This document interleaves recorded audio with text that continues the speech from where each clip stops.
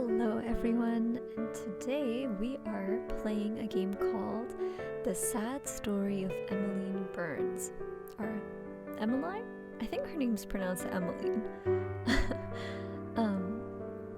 So a short summary of the game is the main character is a young 14-year-old girl named Toma Andrews. I'm not entirely sure if her name's Toma or is it Toma, like the Japanese name. I'm not sure, but we'll have fun playing this. And what happens to Toma is that she likes to hang out in very sketchy areas. So she goes to a graveyard, and over there she runs into a girl who might be a ghost. And this ghost girl wants to tell Toma her story. And that's about as much as I know. Also, a silly side note from the developer, or it's on below the description of the game that the developer wrote, is that despite the title, it's not as sad as some of their other VNs. So that's good to know. I really like how the menu is really cute. That you open up the drawers and then the keys before the preferences. I have a feeling that we're going to do there's going to be extras come up with this and this merry-go-round carousel looking thing. And there's also another thing someone said is the small purse thing on top of the drawers, dressers, okay, yeah. But aside from that, let's go into the game. My name is Toma Andrews, and I'm a victim of identity theft? Wait. Oh no. Oh, sorry that you guys see the Steam achievements at the top. But let's continue. I need to give Toma a really cute voice, but I know there's going to be other girls in the game, and my range is very small. Okay, no, Toma's going to have a very... I'm going to give her my natural voice. Yeah, it's all Aunt Catherine's fault, of course. Most things are, according to Mum. Stealing Mum's favorite dress when they were both schoolgirls was bad enough, but stealing the name of her first and only daughter? Now that's a low not many of us can sink to within our lifetimes. My name was supposed to be Amelia. Mum has always loved the name Amelia, though I don't know why. She wanted to call me Amelia if I was a girl, and Thomas if I was a boy, after her father. And then Aunt Catherine ruined everything. Aunt Catherine fell pregnant with her first child around the same time my mum found out she was going to have me. Their due dates were also very similar, only a few weeks apart. Though Mum and Aunt Catherine have never been particularly close, they spent more time together during their twin pregnancies than they had done over the last decade. They attended the same hospital for their checkups, and went to the same support group at the Civic Center. I just noticed center spelled the TRE ending. Yeah. And their rocky relationship improved over complaints about bladder infections, morning sickness, and uncontrollable cravings for anchovies for Mum, or smoked cheese for Aunt Catherine. And then Aunt Catherine stole my name. Aunt Catherine is 1 year younger than my mum, but she always got things first. That's what Mum told me. She was the first to have her period, to pierce her ears, and to have a serious boyfriend. She was the first to have a baby too. A baby girl. A girl called Amelia. Mum didn't know what to do, having her dream name stolen away from her so suddenly. She had half a mind to confront Aunt Catherine about it, but didn't in the end. She'd only just begun to repair her relationship with her sister, and she didn't want to ruin it. But she was still annoyed. She still is. Mom could have called me an Amelia anyway, but the name didn't feel special to her anymore. Not when Aunt Catherine had used it. In the end, after much deliberation, Mom decided to go with her second option, Thomas. Since I was a girl, however, Thomas was out of the question. Was there a female variant of Thomas then? Thomasina, Thomasandria, Thomasetta? Maybe not. There was Toma, however, from Toma Andrews. Okay, so it's an English Toma with an English T. And that's how I got my name. That might explain why I don't like it very much. My name isn't really mine, like clothes that are 2 sizes too big. It doesn't fit me properly. It never has. That's because it was never intended for me. If I'd been called Amelia, would my life be any different? Would it change who I am? I don't know, because I've never been an Amelia.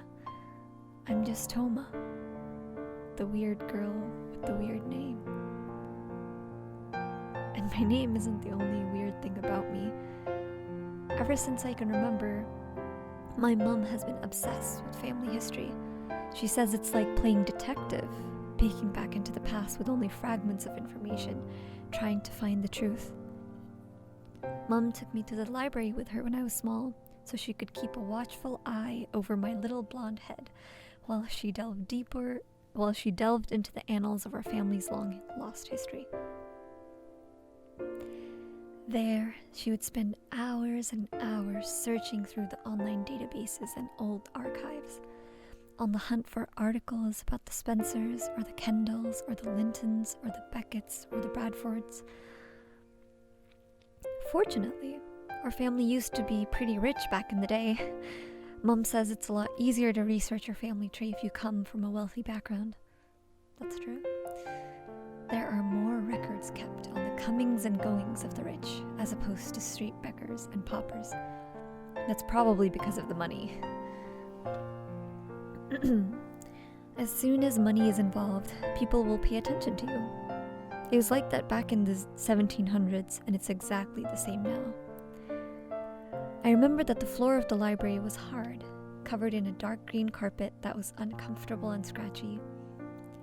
And the walls were a dull gray like the concrete blocks in a multi-story car park. Whoops. Though Mum got me a library card, I always got bored within the first half hour or so. There are only so many times you can reread volumes of Goosebumps. Despite these inconveniences, however, I still found the stories Mum would tell me about my long-dead relatives interesting. The stories sounded like they came from the pages of a book. Not real life, not history. My history. There were stories about my great-great-grandfather, Zachary Kendall, who used to be a priest, but was fired from his post after he physically assaulted a member of his congregation while drunk on Christmas. There were stories about my great-great-great-grandmother, Maribel Spencer, who ran away from home at the age of 15 to marry her middle-aged piano teacher, Roger Beckett. There were stories about my great-great-great-great-aunt, Rose Bradford, who is rumored to be a witch and claims she could cure any ache or illness with a sprig of holly. I don't know why, but these stories my mom told me of unknown people from unfamiliar times always resonated with me. Maybe it was because they weren't fictional characters or celebrities, but real people, my family, part of me. I wouldn't be alive right now without Zachary Kendall, even if he did beat up a member of his congregation. And I wouldn't be alive without Maribel Spencer, even if she did have a thing for older men who could play a semi-decent for Elise. In a way, I owe them. I owe them a lot. I suppose what they say is true. Blood really is thicker than water. And speaking of blood, the local library wasn't the only place my mom's investigations led her. Oh no, that was just the tip of the iceberg. She used to take me to cemeteries a lot. Not just this cemetery, Barrowby All Saints, but cemeteries all across Lincolnshire, and sometimes even further afield to Yorkshire or Leicestershire. I don't know how to say this one. Oh well. The thing about family history is, if you get obsessed with it like Mum, birth certificates and death certificates stop being enough. You want to see real evidence of your ancestors' past lives for yourself. Hence the graveyards. Lots and lots of graveyards. Every weekend, without fail, my mom would take me on a trip to a graveyard, searching for ancestors. Sometimes we'd turn it into a game. We'd challenge one another to see who could find Rose Bradford's final resting place the quickest. The winner got to choose what we'd listen to in the car on the way home. Being my mom's daughter, I hated her taste in music, and I was desperate to beat her. I got quite good at finding graves, if I do say so myself. Even though I was around 7 or 8, and my legs weren't as long as my mom's, I was able to beat her 9 times out of 10. I used to think she was going easy on me. Now, I'm not so sure. I just have a talent. I'm good at finding dead people, even if they have been dead for 2 centuries and all that's left behind are bones. Now let me just get one thing straight. I'm not crazy. I don't think dead people call out to me or anything. I've never seen a ghost before, excluding the ones in horror movies. I guess it's just a coincidence. But it's quite a strange coincidence. Whenever I went into a graveyard with my mum, I just knew where to look, almost instinctively. My feet just happened to lead me to a tombstone, and via some strange skill I might have inherited from Rose Bradford, the self-proclaimed psychic, I was usually right. That might be why I'm so obsessed with cemeteries, even now. Just like some people prefer hot weather, others cold, I like graveyards. They remind me of my childhood, the fun times spent with my mum, searching for my relatives. When I went out looking for graves with my mum, I was almost always right. Ever since I started attending St. Hugh's College, however, I've only ever felt wrong. I do have to mention though, this is probably not like a university college. I think it's for younger girls because Toma is 14. Though I get good grades in most of my classes, I'm hopelessly lost when it comes to anything beyond that. I have hardly any friends other than Hattie, and even she might turn against me if she knew how I felt about her. I'm nothing like Amelia Miller, who just so happens to be in the same form as me. Yep. Yeah, okay, so I guess they're talking about secondary school then. Yeah. For anyone in America, that would be middle school and up. Yeah. She's, or at least higher than 6th grade. There you go. She's always surrounded by people. They all love her.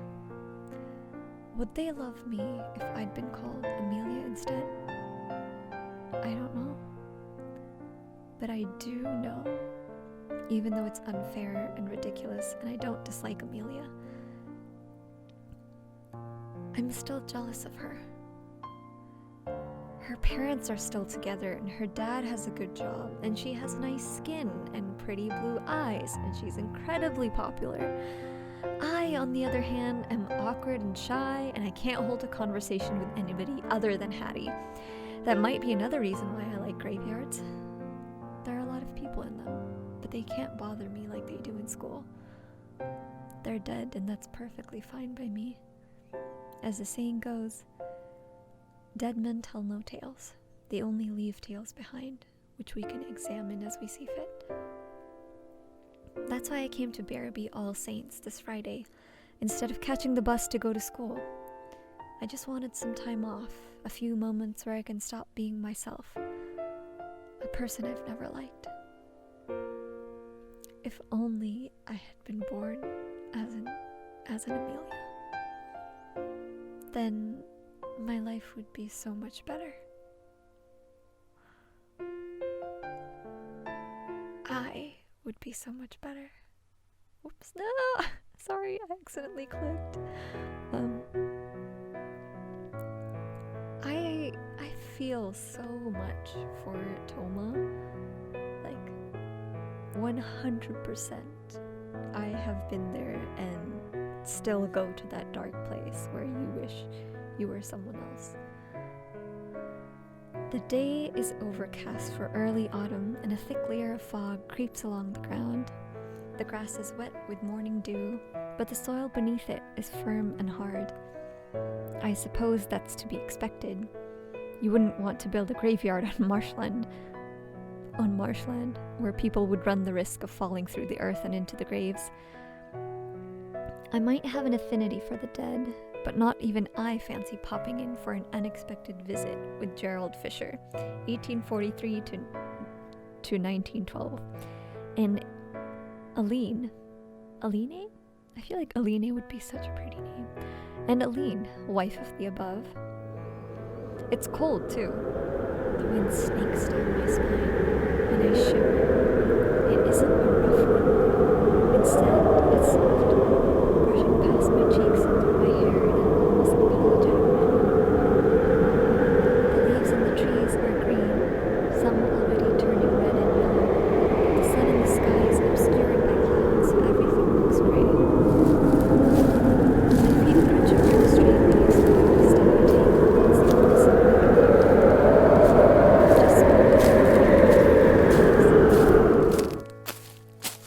Oh, there's Toma! She's so pretty! Oh, also, I like the choker she's wearing, just gives off the most perfect gothic vibe. Like, yeah. If she was older, 100% gothic wife. As I walk through these well-trodden paths, I pause, examining each tombstone that catches my interest. There's something strangely inviting about these old slabs of stone, almost as though they're greeting me. And why wouldn't they? I come here often enough. They should know me by now. Any other mother would probably find their only daughter's obsession with graveyards unsettling. Fortunately, my mom is just as weird as I am, so she doesn't question it. She must know my love of graveyards is all her fault. Ah, her sprite moved. I wasn't expecting that. I nod my head in recognition as I pass each tombstone. Alistair Doncaster, Irene Douglas, Charlotte Draper, Doreen Hughes, Abel Johnson, Genevieve Parsons, Aubrey Wedgwood. I wonder about these people, reduced to nothing more than names and bones. What lives did they lead? Were they happy, sad, or merely bemused by all the coincidences which led them into being? For Alistair Doncaster, that happened in 1879. For Irene Douglas, it was 1894. What was the world like back then, when these people were alive and their footsteps, not mine, crunched the leaves and fell firmly against the compacted earth? I don't know. It's hard for me to imagine it. As I walk through the graveyard, like Alice sinking into Wonderland, a heavy thought suddenly strikes me. What would it be like if I was already dead? I close my eyes, the cold wind blows across my cheeks, and I swear I can almost smell it. The earth in my nostrils, the scent of decay.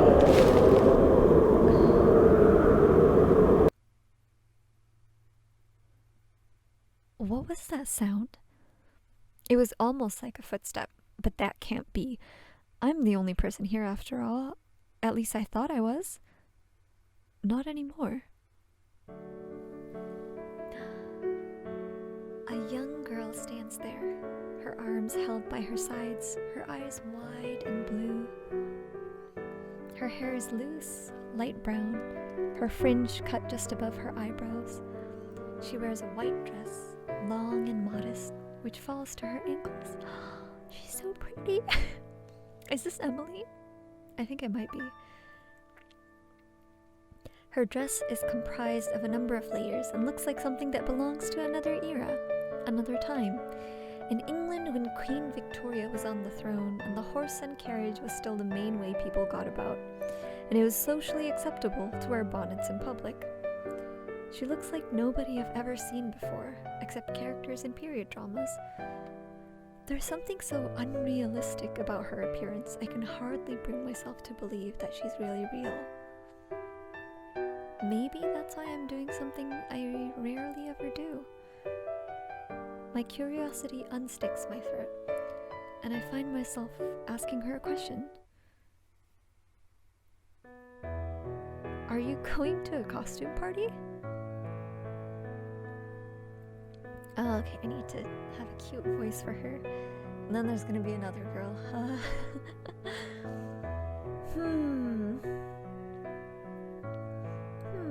Are you referring to this old thing? That dress doesn't look like some old thing. It's expensive, right? I believe it was rather dear when Father first purchased it. Now, however, I'm not particularly well versed in the economy, so I could not give you an answer. Father? What kind of girl calls their dad father? Maybe I'm just biased because my dad vanished before I was even born. Mum told me he couldn't cope with the commitment, which was quite funny really because he had no qualms about commitment when he asked me to sleep with him. But father sounds too far dated. And I haven't even touched on the other stuff she said. Oh, The girl smiles. Her face remains pale and does not flush, but I can imagine blood coursing beneath her cheeks all the same. She gives the impression of blushing, even though she does not. I suppose most people would use... Oh, that's her, whoops. I suppose most people would use dad nowadays. Forgive me, I'm not familiar with such a phrase, and it sounds quite peculiar to me. I feel like I'm giving her a really snobby voice. I don't want to. No, she needs to be cute. And the plot thickens. My questions only seem to invite more questions, and I find myself drawn towards this strange girl despite myself. I want to know who she is. I want to understand her. It must be this feeling, this desperate thirst for hidden knowledge, which encouraged Mum to track down what now remains of Zachary Kendall, Maribel Spencer, Rose Bradford, and the rest. So, I've not seen you around Barrowby before. Do you live here? I have lived here for a very long time. But you don't look much older than me. I will be 15 years old this December, at least I should be.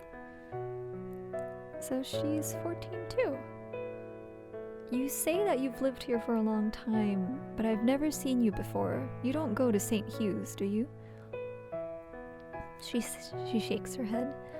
So, what school do you go to? Ruskin? Sandon? Not Walton Girls. She shakes her head again. Then, are you homeschooled? That would explain what she's doing in this graveyard at 8:20 on a Friday morning. Wearing such a strange outfit, she might as well have fled from one of those ye olde fashioned photography parlor places. I don't know how to pronounce this. Are they just pronounced normally? Ye old fashioned photograph parlor places. Love the adding like the IE after photograph. I suppose I was homeschooled, yes. I've never been to school before. I used to have Ellie, but I've not seen her in some time. Ellie? A private tutor? Something like that, yes. She was rather strict. She got so angry when I escaped from her stuffy old history lessons and hid over at the Lintons estate. I need to get better at doing voices. I'm very sorry. She smiles a soft, gentle smile, like an old woman with rheumy eyes might when recalling a fond memory. I don't know if I've ever seen anybody my age pull a face like that before. Just who is this girl? But you don't have a tutor anymore?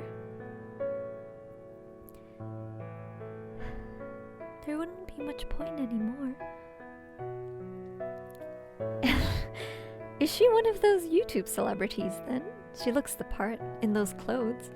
I can imagine her as one of those eccentric, self-proclaimed living dolls. Oh my god, I remember. No, but I thought the living doll are people who liked that aesthetic. It's a very Lolita aesthetic, and I like that. You know, and I'm just like, go live your life. Who get I can imagine her as one of those eccentric, self-proclaimed living dolls who get thousands of subscribers for eating food on camera. Oh my god, mukbangs. Toma. So, I'm sorry, this is the first question I should have asked. What's your name? Toma's blushing! Oh no. Emily? She replies, Toma. Toma then says, Emily. I think I can remember that. It's a common enough name. There are 2 Emilys in my class, Emily Hargreaves and Emily Turner. I don't know if this name fits the girl in front of me though. Emily sounds too simple somehow, and unfinished too. Like a sentence ending without a full stop. I don't investigate any further, however. I hardly know the girl. What right do I have to ask so many questions? And if it would not be too rude, may I inquire as to what I should call you? Oh, I love Toma. Toma's so cute. She like blushes. I should have expected this.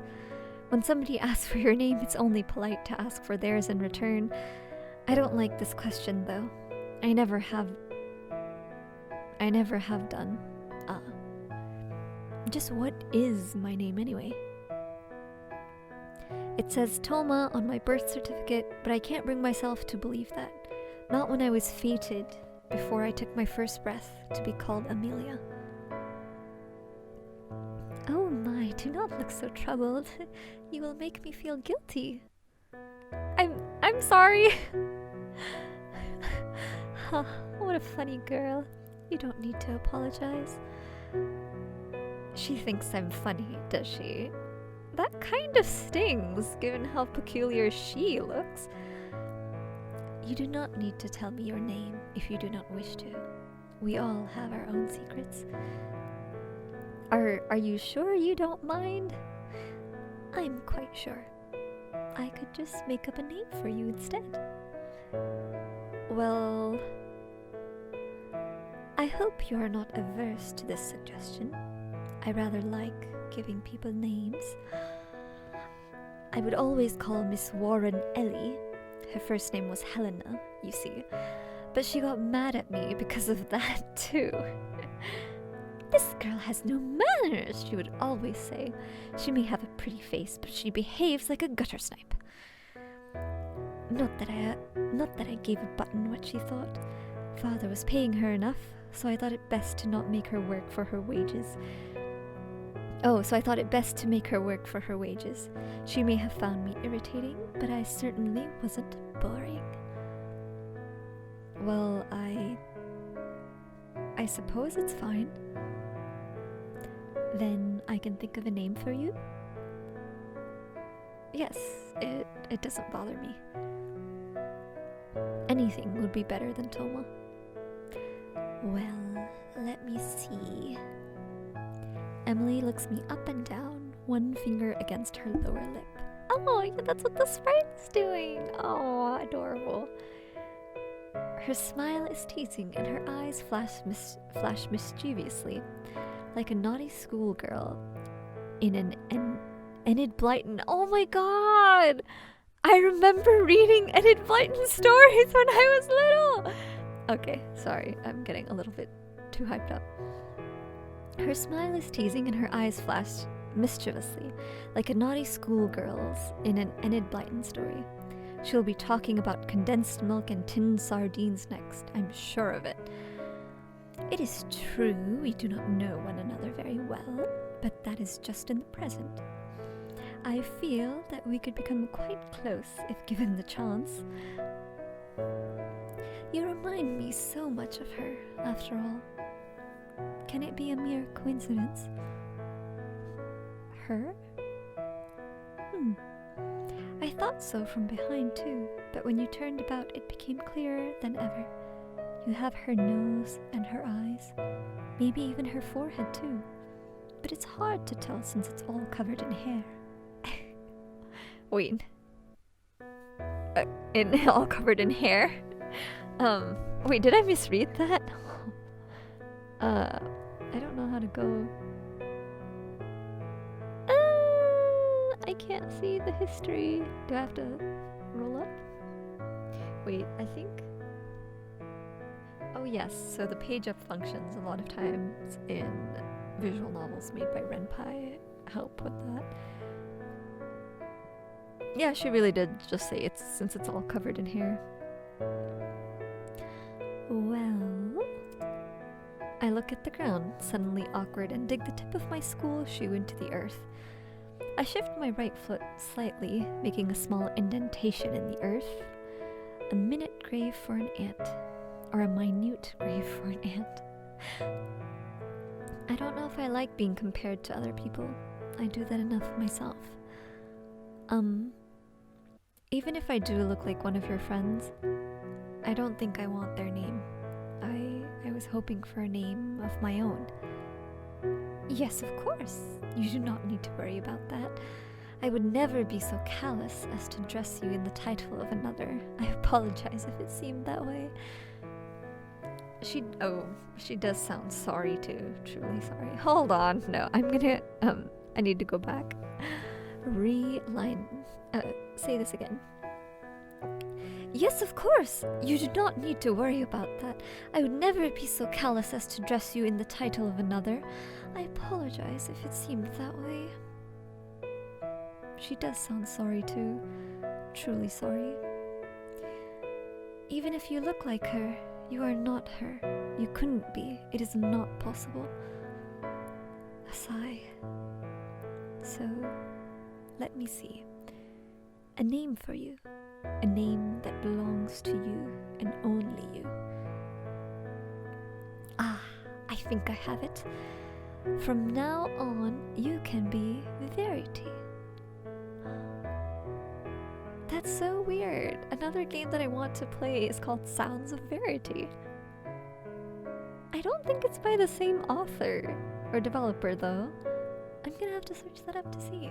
Oh, but Verity is a really beautiful name, and I've never met anyone in my life named that. Like, the closest I can imagine to a name like Verity is I've met a girl named Felicity before. And then I remember I was reading Pride and Prejudice, and they talk about, oh, you know, a felicitous occasion, and I searched it up and I was like, what? This is a word? And felicity actually means like intense joy or happiness, and I thought that was so beautiful that, you know, this other girl who I knew in school, like her parents had named her Felicity. So going back to this, Verity. Do you like it? It's pretty. Much prettier than my real name. Emily smiles, her face flushing. Though once more, it doesn't really flush. I just imagine that it does, with happiness. I'm so glad. I thought that virtue names might be too anachronistic nowadays, but I truly am fond of them. One of my aunts was called Charity, and my grandmother was Patience. Not that she was particularly patient. She used to hit my father for the smallest misdemeanors when he was a young boy, but that was a long time ago. Her face darkens, but only for a few moments. At any rate, I'm curious. Why are you in a gloomy place like this at such an hour when you should be at school? Oh, I just like graveyards, I guess. They're relaxing. Relaxing? That is quite the strange thing to say. Why do you think that? I'm not sure. I just like them. They're nice and quiet, and people don't come here much. When they do, they're quiet too. It's the respectful thing to do. Apart from the local boys who tramp about here drunk on Friday nights and piss on the headstones and scrawl rude words on them. Does that happen in cemeteries? Because if it does, that's awful. That people would piss on the headstones. Wow, that's terrible. Also, I need some water soon too. Actually, no, with that, let me at least read one more line and then I can end it here for this episode. I'm sorry. I'm already over my time limit. I glance at a nearby grave, that of an Elijah, or Elisha? Pharaoh. Somebody has scrawled across the top of it in black marker pen, "God is dead." Well, that is unfortunate. I hope he comes back. And with that, I will be back again soon for another episode. Do check back in. See you guys.